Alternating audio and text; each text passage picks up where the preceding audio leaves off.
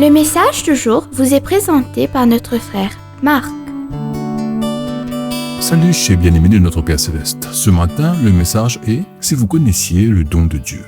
Bien-aimés, ce verset vient de la bouche de Jésus, adressé à la Samaritaine dans Jean 4, verset 10. Jésus lui répondit « Si tu connaissais le don de Dieu, et qui est celui qui te le dit ? Donne-moi à boire. » Tu lui aurais demandé. Et il t'aurait donné de l'eau de vie.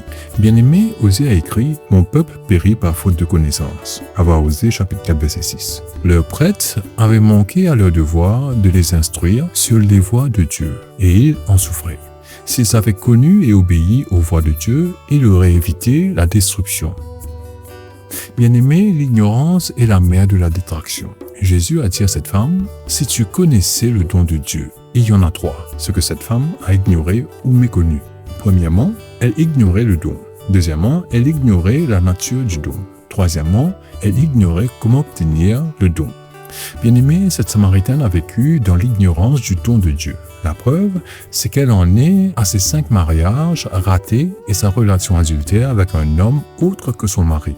Elle n'a pas su étancher la soif de son âme. Elle ignorait la nature du don. Le don dont Jésus parle est l'eau de vie.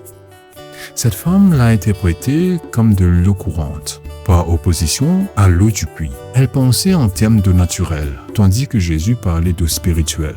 Elle pensait en termes de plomberie intérieure, tandis que Jésus parlait d'eau spirituelle, source de vie intérieure. L'eau que je lui donnerai deviendra en elle une source d'eau jaillissante pour la vie éternelle. Avoir chapitre 4 verset 14. Plus tard, dans Jean chapitre 7 verset 37 à 39, Jésus identifie l'eau. Si quelqu'un a soif, qu'il vienne à moi et qu'il boive. Celui qui croit en moi, comme l'a dit l'Écriture, des fleuves d'eau vive jailliront de son cœur.